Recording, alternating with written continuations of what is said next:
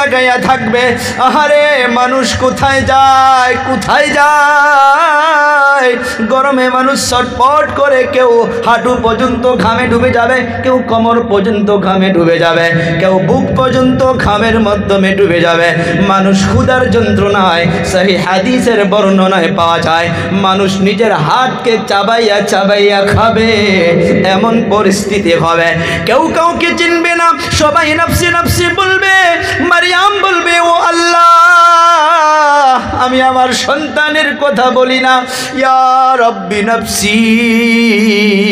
ইব্রাহিম বলবে ইয়া রব্বি নফসি, নূহ বলবে ইয়া রব্বি নফসি, ইদ্রিস বলবে ইয়া রব্বি নফসি, সব নবীগুলো বলবে ইয়া রব্বি নফসি, ইয়া রব্বি নফসি। ও বাবারা, বন্ধুরা, কুরবান যায় ওই নবীর উপরে যে নবীর উম্মত আমি আপনি হইতে পারছি রে বাবা। একজনে এক দিক থেকে একটা আওয়াজ দিয়া বলবে, ইয়া রব্বি উম্মতি, ইয়া রব্বি উম্মতি।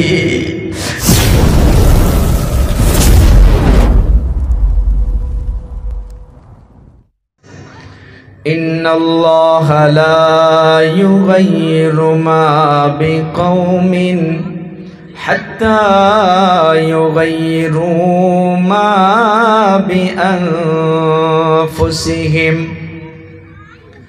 উলামায়ে কেরাম জানবেন, ইন্না শব্দের মানা নিশ্চয়, অবশ্যই, ইয়াকিনান।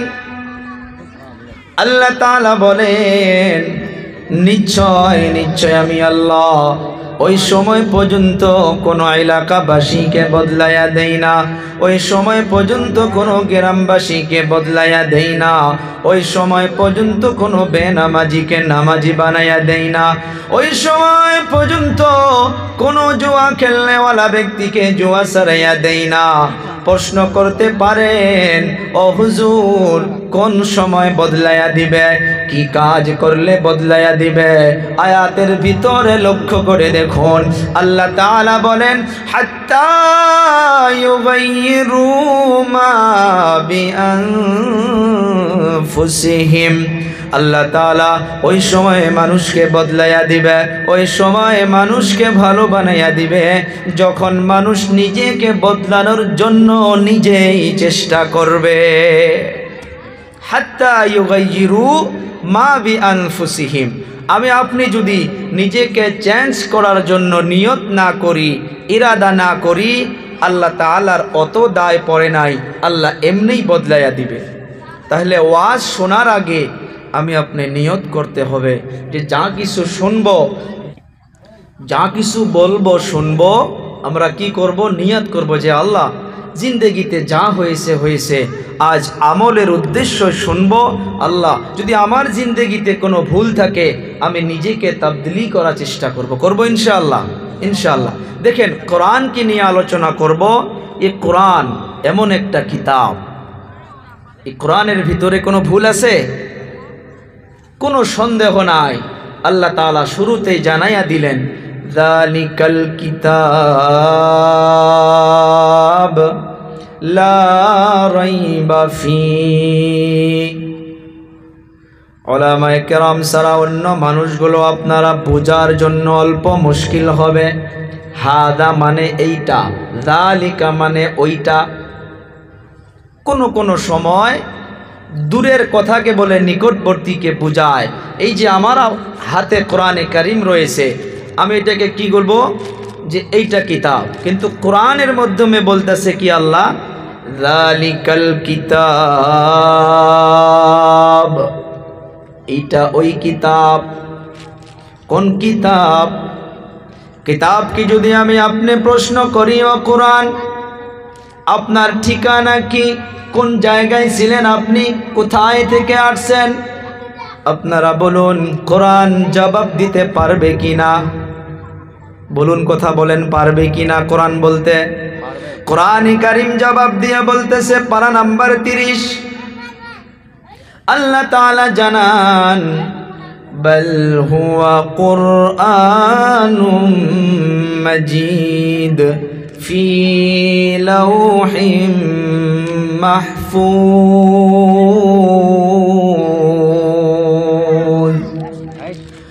লৌহে মাহফুজের কিতাব, দুনিয়াবি কোনো কিতাব নয়, এইটা লৌহে মাহফুজের কিতাব।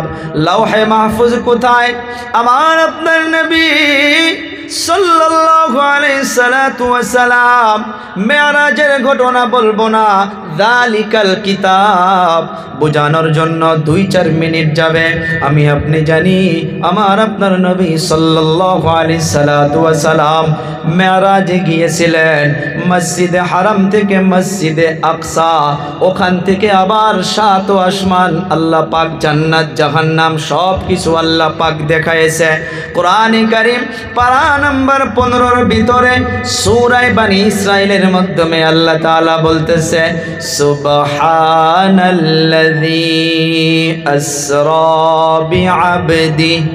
আসরা বিআবদিহি লাইলাম মিনাল মাসজিদিল হারামি ইলাল মাসজিদিল আকসা। মসজিদে হারাম থেকে আমার আপনার নবীকে মসজিদে আকসা পর্যন্ত নেওয়া হয়েছিল। ইমামুল মুরসালিন বলা হয়, সৈয়দুল আম্বিয়া বলা হয়, নবীদেরও ইমাম বলা হয়। কেন বলা হয় রে বাবারা বন্ধুরা? মসজিদে আকসার মাধ্যমে সমস্ত নবীগুলো জমা হলো, নামাজ পড়াবে কে, ইমামতি করবে? যে জায়গায় মুহাম্মদুর রাসূলুল্লাহ রয়েছে। আপনাদের কাছে প্রশ্ন করতে চাই, বলবেন মুহাম্মদুর রাসূলুল্লাহকে পিছনে রেখে কোন নবী কি সম্মুখে মুসাল্লায় যাইতে পারবে? কখনো না। কথা বলতে হবে ভাই। সম্মুখে যিনারা আছেন কিছু আমার সাথে কমেন্টস, কিছু ইয়েস হা না কিছু বলতে হবে। আমার আপনার নবী মসজিদে আকসার মাধ্যমে নামাজ পড়াইলেন, লম্বা ইতিহাস। ওখান থেকে আসমানের দিকে রওনা হইলেন। এই যে আমি আপনি যে জমিনের উপরে আছি, ও ভাই, এ জমিন কিন্তু পানির উপরে। সায়েন্সদানগুলো আজকে প্রমাণ করে করে বলতেছে সারা পৃথিবীর সর্বপ্রথম পানি আর পানি ছিলেন আল্লাহ রাব্বুল আলামিন। ঢেউ তরঙ্গের দ্বারা কোনো ফেনা সৃষ্টি করলো, ওই ফেনার মাধ্যমে আল্লাহ তাআলার কুদরতি নজর পড়ে গেল। আল্লাহ তাআলা কিছু মাটি তৈরি করলো। ওলামায়ে কেরাম আমাদিগকে বুঝাইছে সারা পৃথিবীর মিডল পয়েন্ট, মেন সেন্টার যেটা রয়েছে, যে জায়গায় আল্লাহ তাআলার ঘর কাবাতুল্লাহ রয়েছে, সেটাই হইতেছে সারা পৃথিবীর মিডল পয়েন্ট। আল্লাহ তাআলা কিছু মাটি তৈরি করলেন। ওই মাটির দ্বারা বানি আদমকে আল্লাহ তাআলা বানাবেন।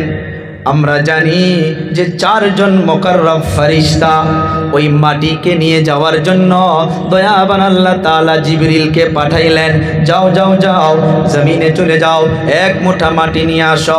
জিবরাইল চলে আসলো, মাটিকে ধরতে চায়, মাটি হাউমাউ করে বাচ্চার মতো করে চিৎকার মেরে মেরে কান্না করে।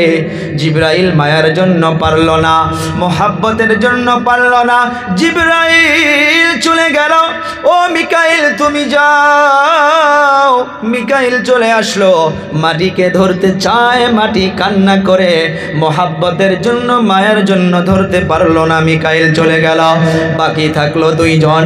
ও ইসরাফিল তুমি যাও, জমিন থেকে এক মুঠা মাটি নিয়ে আসো। ইসরাফিল চলে আসলো, মাটিকে ধরতে যায়, মোহাব্বতে কান্নার জন্য মোহাব্বতে মাটিকে নিতে পারলো না। 4 জনের 3 জন সিলিন্ডার হইয়া গেল, 3 জন পারলো না। বাকি থাকলো 1 জন রে ভাই, তার নামটা কি জানি আমি আপনি? কে থাকলো বাকি? নামটা ভয় লাগে না শুনলে? আল্লাহ রাব্বুল আলামিন বলেন, ও আজরাইল যাও যাও তুমি যাও, অবশেষে তুমি চলে যাও। আজরাইল আল্লাহ পাকের হুকুম পেয়ে চলে আসলো, হাত বাড়াইলো, মাটি আবার আগের মতো করে চিৎকার মেরে মেরে কান্না করে। আজরাইল বলতেছে, রে মাটি তুমি হাজারো কান্না করতে পারো, আমি তোমাকে ছেড়ে চলে যাইতেছি না। আজরাইল আলাইহিস সালাতু ওয়াস সালাম থাপ মেরে মাটিকে ধরে নিয়ে আল্লাহর দরবারে চলে গেল। আল্লাহ রাব্বুল আলামিন আজরাইলকে বলতেছে, রে আজরাইল বসো বসো বসো, তোমার সাথে 1 মিনিট একটা কথা আছে। তোমাকে আজ থেকে আমি একটা চাকরি দিয়ে দিতে চাই, যে মাটির দ্বারা আমি বানি আদমকে বানাবো। তুমি পারবা বাবার সম্মুখ থেকে সন্তানের রূহকে কবজ করতে? তুমি পারবা? সন্তান ছেলে মেয়ে নিকটে বসে থাকবে, তুমি সন্তানদের সম্মুখ থেকে বাবার রূহকে কবজ করতে? রে আজরাইল, কিয়ামতের সকাল পর্যন্ত যত প্রাণী রয়েছে রে আজরাইল, আজ থেকে আমি তোমার দায়িত্বের মাধ্যমে চাকরিটা আমি তোমাকে দিয়ে দিলাম। ওদিকে লম্বা ইতিহাস, আমি বলতেছিলাম যালিকাল কিতাব, এ কোরআন লৌহে মাহফুজ থেকে আসলো। আমার আপনার নবী চলতেছে প্রথম আসমান, একটা করে আসমান, 500 বছরের মোটা দূরত্ব। আমার আপনার নবী চলতেছে চলতেছে, যাওয়ার পর দ্বিতীয় আসমানে, প্রথম আসমানে চলে গেল। যাওয়ার পর দেখে আসমানের দরজা বন্ধ, জিবরাইল সাথে, দরজার মাধ্যমে তালা লাগানো, চাবি নাই। জিবরাইল আওয়াজ দিল ভিতর থেকে, সিকিউরিটি বলে মান আনতা, আপনি কে? জিবরাইল আমিন বলে আনা জিবরাইল। বলে ওয়া মান মাআক, আপনার সঙ্গে কে? জিবরাইল আমিন বলে মুহাম্মাদুর রাসূলুল্লাহ, বলি সাল্লাল্লাহু আলাইহি ওয়াসাল্লাম। দরজা খুলো, এর চাবি দাও। ভিতর থেকে ফেরেশতা বলে এর চাবি তো আমাদের কাছে নাই, এর চাবি হলো পড়ো বিসমিল্লাহির রহমানির রহিম। বিসমিল্লাহ পড়ো, আসমানের দরজা খুলে যাবে। বিসমিল্লাহ পড়লো, প্রথম আসমানের দরজা খুলে গেল। আবার 500 বছরের মোটা, 500 বছরের দূরত্ব। জিবরাইল সঙ্গে নিয়ে দ্বিতীয় আসমানে চলে গেল। আবার ওখানে যাওয়ার পর দেখে তেমন ভাবে আসমানের দরজাটা বন্ধ। আওয়াজ দিল, ভিতর থেকে রিপ্লাই আসলো মান আনতা। জিবরাইল বলে আনা জিবরাইল। বলে ওয়া মান মাক, আপনার সঙ্গে কে? জিবরাইল বলে মুহাম্মাদুর রাসূলুল্লাহ। দরজা খুলো, বলে বিসমিল্লাহ পড়ো, এর তালার চাবি নাই, বিসমিল্লাহ হইতেছে তালার চাবি। বিসমিল্লাহ পড়লো, দরজা খুলে গেল। এমন ভাবে তৃতীয় আসমান, চতুর্থ আসমানে চলে গেল। রে বাবা, এখানে একটা আজীব জিনিস রয়েছে। এই যে আমি আপনি সূর্য দেখতেছি, চন্দ্র দেখতেছি, শয়তানগুলো প্রমাণ করে করে বলতেছে কোরআনের ভাষায়, মুফাসসিরিনে কেরাম, মুহাদ্দিসিনে কেরাম আগেই বলে রাখছে, আল্লাহ তাআলা এবং নবীর জবানে মোবারকের দ্বারা জানাইয়া দিয়েছে এই যে চন্দ্র সূর্যটা, এইটা কোন আসমানে রয়েছে? এইটা চতুর্থ আসমানে আল্লাহ তাআলা সুন্দর করে লটকায়া রাখছে। সুবহানাল্লাহ বলা যাবে না? ও বাবারা, বন্ধুরা, এই যে সূর্য, গরম দিন চলে গেল, শুধুমাত্র একটা মুখ, জমিন মুখ করা আছে। কিয়ামত যখন কায়েম হইয়া যাবে, কেউ কাউকে চিনবে না। বাবা সন্তানকে চিনবে না রে ভাই, ভাই ভাইকে চিনবে না। সবাই সবার থেকে দূরে চলে যাবে। কোরআনে কারীম সুন্দর করে জানাইতেছে, ইয়াউমা ইয়াফিরুল মারউ মিন আখিহি ওয়া উম্মিহি ওয়া আবিহি ওয়া সাহিবাতিহি ওয়া বানিহি। ও বাবারা, বন্ধুরা, বিশেষ করে আমার কলিজা টুকরা যুবকদেরকে আমি হাত জোর করে করে বলে যাই, বুঝার চেষ্টা করো রে বাবা। আজকের তারিখে জমিনের মাধ্যমে সূর্যের শুধু একটা মুখ দেওয়া রয়েছে, তাই মানুষ গরমের মাধ্যমে থাকতে পারে না, গাড়ির মাধ্যমে এসি ছাড়া চলতে পারে না, রাত্রে ঘুমানোর টাইমে কুলার লাগে, এসি লাগে, ফ্যান লাগে, মানুষ গরমে থাকতে পারে না। আমাদেরকে ওলামায়ে কেরাম হুজুরগুলো আমাদেরকে বুঝাইছে, রে বাবা শোনো, কিয়ামত যখন কায়েম হইয়া যাবে, ওই সূর্যের 12টা মুখ সবগুলো নিচে করে দেওয়া হবে। সূর্যের তাপে জমিনটা হয়ে যাবে তামা। প্রশ্ন হয়, ও হুজুর, স্বর্ণ কেন বলল না, লোহা কেন বলল না, অন্য জিনিস কেন বলল না? কেন? সূর্যের তাপে তামা জমিন হইয়া যাবে। তামার একটা খাসলাত হইতেছে, লোহা যদি এক কোনা গরম হয়, আর এক কোনা ঠান্ডা থাকে, কিন্তু তামার এইটা খাসলাত নয়। তামা যদি গরম হইয়া যায়, পুরাটা তামা গরম হইয়া যাবে। মানুষ হায় হায় করে আফসোস করে থাকবে, মানুষ শুধু আসমানের দিকে তাকাইয়া থাকবে। আহারে মানুষ কোথায় যায়, কোথায় যায়? গরমে মানুষ ছটফট করে, কেউ হাঁটু পর্যন্ত ঘামে ডুবে যাবে, কেউ কোমর পর্যন্ত ঘামে ডুবে যাবে, কেউ বুক পর্যন্ত ঘামের মাধ্যমে ডুবে যাবে। মানুষ ক্ষুধার যন্ত্রণায়, সহিহ হাদিসের বর্ণনায় পাওয়া যায়, মানুষ নিজের হাতকে চাবাইয়া চাবাইয়া খাবে, এমন পরিস্থিতি হবে। কেউ কাউকে চিনবে না, সবাই নফসি নফসি বলবে। মারিয়াম বলবে, ও আল্লাহ, আমি আমার সন্তানের কথা বলি না, ইয়া রব্বি নফসি। ইব্রাহিম বলবে ইয়া রব্বি নফসি, নূহ বলবে ইয়া রব্বি নফসি, ইদ্রিস বলবে ইয়া রব্বি নফসি, সব নবীগুলো বলবে ইয়া রব্বি নফসি, ইয়া রব্বি নফসি। ও বাবারা, বন্ধুরা, কুরবান যায় ওই নবীর উপরে যে নবীর উম্মত আমি আপনি হইতে পারছি রে বাবা। একজনে এক দিক থেকে একটা আওয়াজ দিয়া বলবে, ইয়া রব্বি উম্মতি, ইয়া রব্বি উম্মতি। সেই নবী বলতেছে, সূর্যের 12টা মুখ, জমিন মুখ করে দেওয়া হবে, তার জন্য তাপে জমিনটা হইয়া যাবে তামা। কত পেরেশানি হবে রে বাবারা, বন্ধুরা। এই যে সূর্য আর চন্দ্রের অনেকগুলো ফজিলত রয়েছে রে বাবা, সেদিকে বললে সময় অনেক চলে যাবে। আমি বুঝাবো যালিকাল কিতাব, কোরআন কোন জায়গা থেকে আসলো মনে আছে তো না? চতুর্থ আসমানে আমার আপনার নবী আর একটা জিনিস সুন্দর করে উম্মত দিগকে বলে গেল। হুজ্জাজে কেরাম যিনারা কাবাতুল্লাহ গিয়েছেন, হজ্জে বাইতুল্লাহ গিয়েছিলেন, আপনারা নিশ্চয় অনুভব করতে পারছেন, সারা পৃথিবীর ভিতরে সর্বপ্রথম ঘর হইতেছে কাবাতুল্লাহ। সর্বপ্রথম ঘর, মানুষকে সৃষ্টি করার আগে কোনো মানুষ নাই, আল্লাহ তাআলার ঘরকে আল্লাহ তাআলা সর্বপ্রথম তৈরি করল। ও বাবারা, বন্ধুরা, মানুষের জন্য কিন্তু থাকার ঘরকে আল্লাহ বানায় নাই যে মানুষ এই ঘরের মাধ্যমে থাকবে।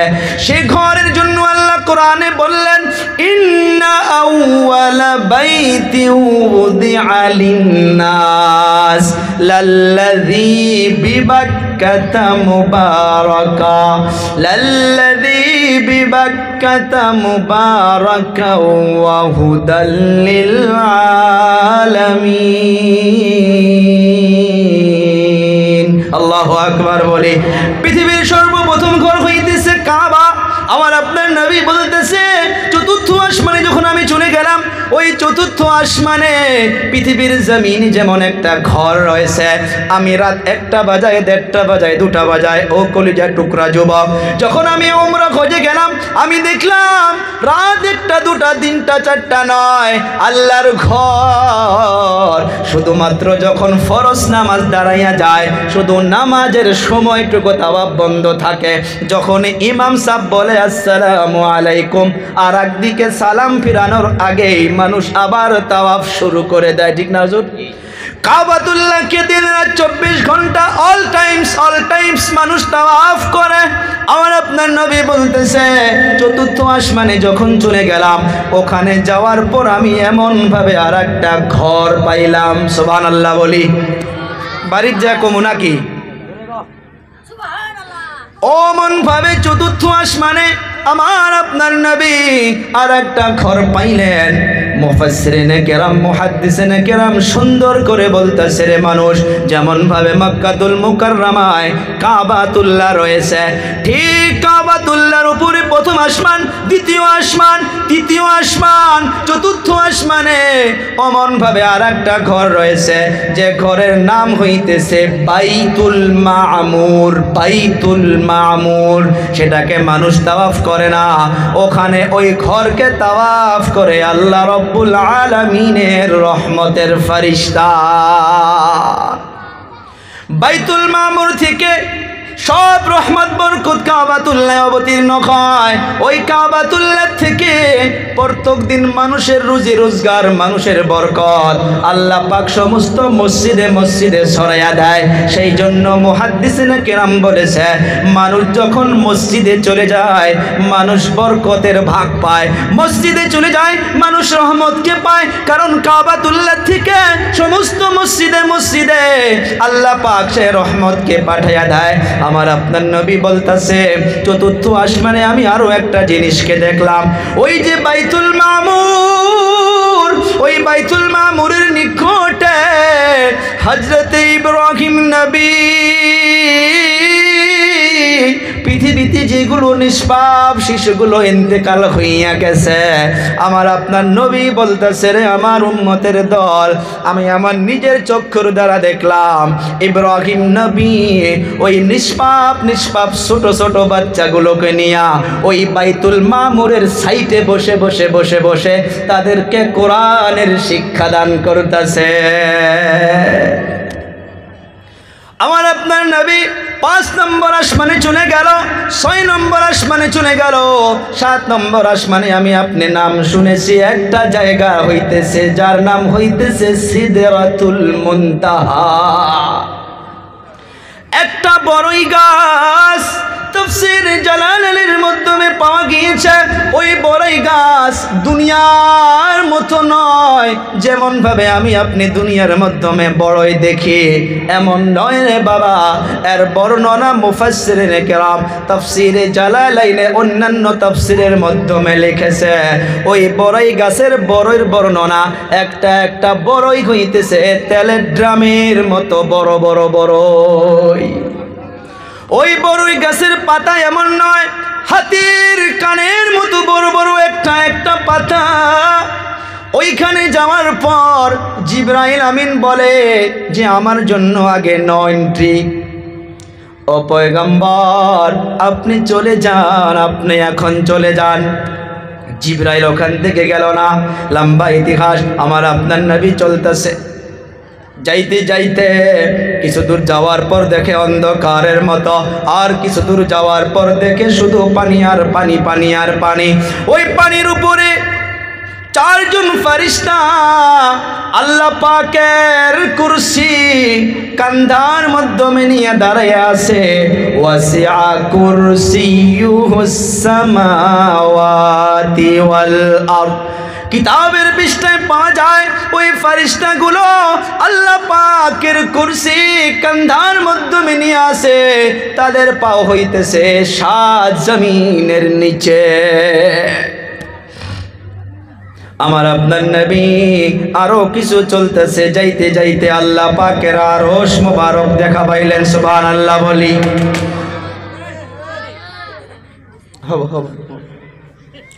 আল্লাহ রাব্বুল আলামিনের আরশে মুবারক, ওই আরশের দিকে ওই আরশের ডান দিকে। এখন মেন পয়েন্ট আমি বলবো, কোরআন কোথায় থেকে আসছে গো?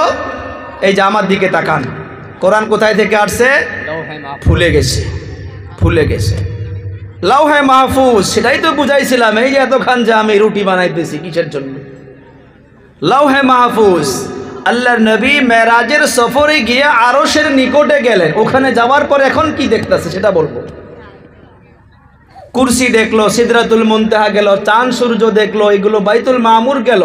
এখন আরশের ওখানে কি পাইছে? আমার আপনার নবী সাল্লাল্লাহু আলাইহি সাল্লাতু ওয়াস সালাম বলেন, আরশের ডাইন দিকে আমি একটা জিনিসকে লক্ষ্য করে দেখলাম, যে জায়গার মাধ্যমে পুরা কুরআন লেখা আছে। সুবহানাল্লাহ কই? লাউহুন মানে তখতা, একটা বোর্ড বলেন বা একটা তখতি বলেন। ওখানে মাহফুজ শব্দের মানা হইতেছে সংরক্ষিত করে রাখা। আমার আপনার নবী বলতেছে, রে আমার উম্মতের দল, ওখানে আমি পুরা কোরআন আর দুনিয়ার মাধ্যমে যেমন ভাবে তরতিবে আমি দেখেছি, ওই লাউহে মাহফুজের মাধ্যমে আমি নবী নিজের চক্ষুর দ্বারা এ কোরআন সে জায়গার মাধ্যমে আমি পুরা দেখেছি। সুবহানাল্লাহ বলি। এইটা কেন বললাম?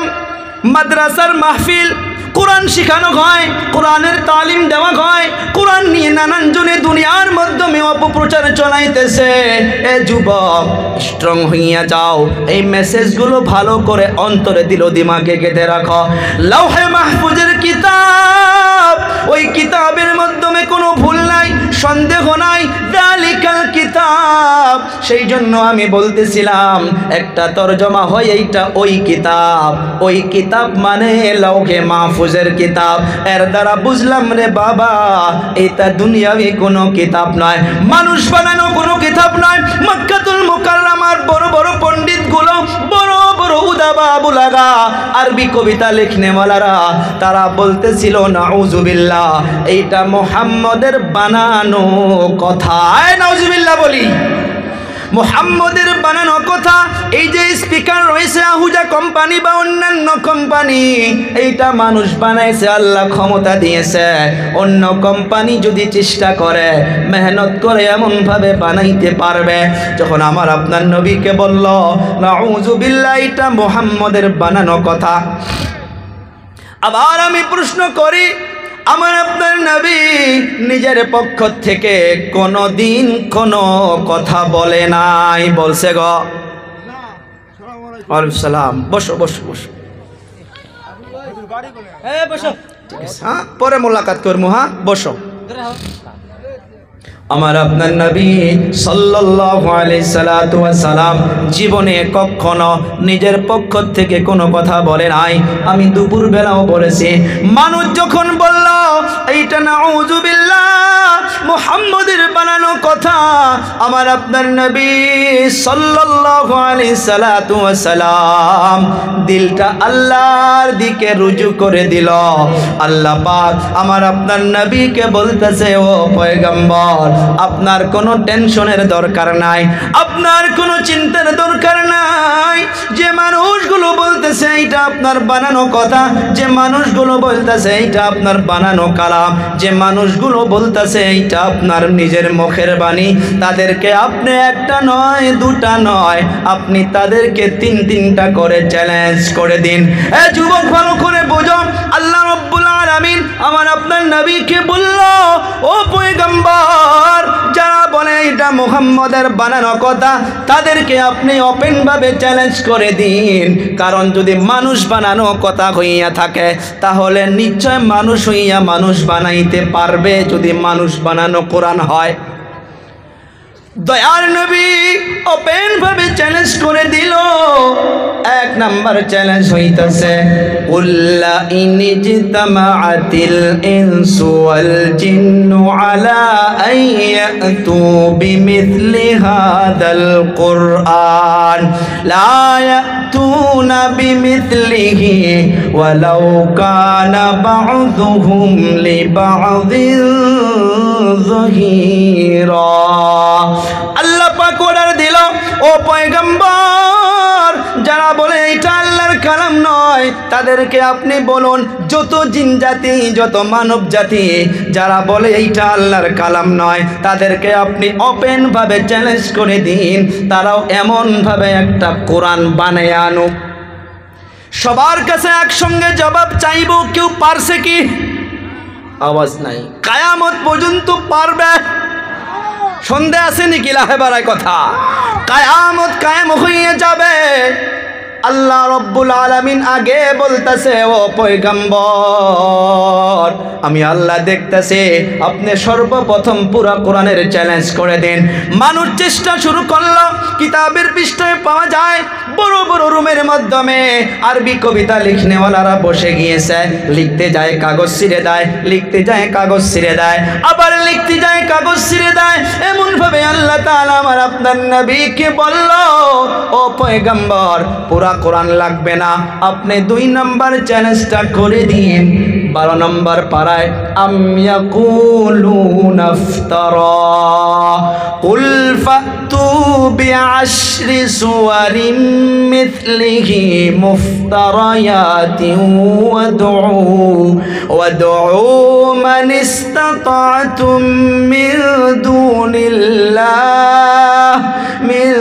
দুনিল্লাহি ইন কুনতুম সাদিকিন।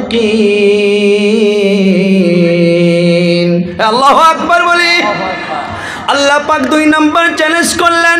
কেন বলতেছি রে যুবক, দিল দিমাকে রাখো, মাথার মাধ্যমে রাখো, অন্তরের মাধ্যমে রাখো। প্রথম নাম্বার চ্যালেঞ্জ ছিল এমন ভাবে যারা বলে এইটা আল্লাহর কালাম নয়। ও বাবারা, বন্ধুরা, মাঝখানে একটা কথা বলে যায়। আজকের তারিখে কোনো হিন্দু ভাই বন্ধুগণ আমাদের মাধ্যমে কম বাধা দিতে আসে, কিন্তু মুসলমানের হইয়া কিছু মানুষ বাহির হয়েছে, কোরআনকে নিয়ে সমালোচনা করে, কোরআনকে নিয়ে আলোচনা করে। মাদ্রাসা পড়াইয়া কি হবে, হাফিজ কোরআন বানাইয়া কি হবে, আলিমে দিন বানাইয়া কি হবে? একটা কথা মনে রাখো রে বাবারা, বন্ধুরা, আল্লাহ পাক কোরআনকে শোনার জন্য আদেশ করলেন, কিন্তু আবু জেহেল বলল কোরআনকে শোনা যাবে না। 2 নম্বর চ্যালেঞ্জটা আমি বলে শেষ করি। আল্লাহ পাক বলল যে পুরা কোরআন লাগবে না, 114টা সূরা। কয়টা সূরা গো? 114টা সূরা। এই যুবকগুলো সামনে আসো তো, কিছু কথা কয় না। আসো বাবা, সামনে আসো, আসো। টিলেত বসে আছে, অতি দূরত থাকলে মহাব্বত হয় নাকি? বগলাগুলি আসো, খারাপ দেখা যায়। আসো যুবক ভাইগুলো, আসো। মুরব্বীগুলো কষ্ট না দেয়, যুবকগুলো তো চ্যাংরা মানুষ না, ওরা তো সামনে বসবে ভাই। আসো বাবা, আসো। হ্যাঁ, বড়িয়া, মাশাআল্লাহ, জায়গা আছে, ওপেন জায়গা না। কষ্ট পাইতেছেন আলোচনায়? না না, 1 ঘন্টার বিনি আধা ঘন্টা গেলই নাকি? যাক, যতক্ষণ বলা যায় নাকি, ইনশাআল্লাহ। চ্যালেঞ্জ 3টা শোনায় দেই, লক্ষ্য করবেন, খেয়াল করবেন বাবারা, বন্ধুরা, আমার কলিজা টুকরা যুবক, প্রত্যেক মাহফিলে আপনারা শুনবেন আমি আমার যুবকদেরকে আমার কলিজা টুকরা বলে মনে করি, কারণ আমিও তো একটা 33 বছরের যুবক। একটা মহব্বত আছে না নাই? যুবকদের সাথে আছে। আবার দাদারা ভাইবেন না যে হুজুর আমাকে সাথে নাই, আপনাকে সাথেও আছে। বলে ওমর জান্নাতি, আলী জান্নাতি, ওসমান জান্নাতি, কই আবু বকরের নাম তো কইলো না। আরে পাগল, আবু বকরের নাম বলা লাগবে কে? আবু বকরের তো একটা রাত্রের, হিজরতের রাত্রের যতখানি সওয়াব, সারা মানুষের যদি সারা জিন্দেগির নেক আমল এক পাল্লায় রাখা যায়, আর যে হিজরতের রাত্রে আবু জেহেল নবীর সাথ দিয়ে যতখানি সওয়াব কামাইছে, ওই একটা রাত্রের সওয়াবের সমতুল্য হইতে পারে না। সুবহানাল্লাহ।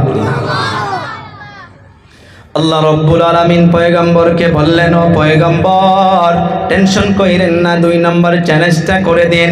114টা সূরা লাগবে না, মাত্র 10টা সূরা বানাইয়া আনুক, ছোট বড়র কোনো হিসাব নাই। তারা মনে করলো যে এখন কমে আসলো, আবার চেষ্টা শুরু করলো। লিখতে যায় কাগজ ছিঁড়ে দেয়, লিখতে যায় কাগজ ছিঁড়ে দেয়, এমন ভাবে লিখতে লিখতে লিখতে লিখতে ছিঁড়তে ছিঁড়তে কয়বা একটা রুম ভরে গিয়েছে, পারলো না। আল্লাহ রব্বুল আলামিন আমার আপনার নবীকে বলল, ও পয়গম্বর, 10টা সূরাও বাদ দেন। 3 নম্বর চ্যালেঞ্জটা করে দিন। পারা নাম্বার 1-এর মাধ্যমে আল্লাহ তাআলা জানিয়ে দিলেন, ওয়া ইন কুনতুম ফি রাইবিম মিম্মা নাযালনা আলা আবদিনা ফাতু বিসূরাতিন মিন মিথলিহি ওয়াদউ শুহাদাআকুম মিন দুনিল্লাহি ইন কুনতুম সাদিকিন। মিন দুনিল্লাহ শব্দটা আমি বোঝাই। আল্লাহ পাক বলতেছে, ও পয়গম্বর, যারা এই কোরআনকে নিয়ে সন্দেহ করে, যারা কোরআনকে নিয়ে বলতেছে এইটা নাউজুবিল্লাহ মুহাম্মাদের বানানো কথা, 114টা সূরা লাগবে না, 10টা সূরাও লাগবে না, পুরা কোরআনের ভিতর থেকে যে কোনো একটা সূরা, পুরা কোরআনের মাধ্যমে ছোট্ট একটা সূরা যার নাম হইতেছে সূরা কাউসার। কি নাম? কাউসার।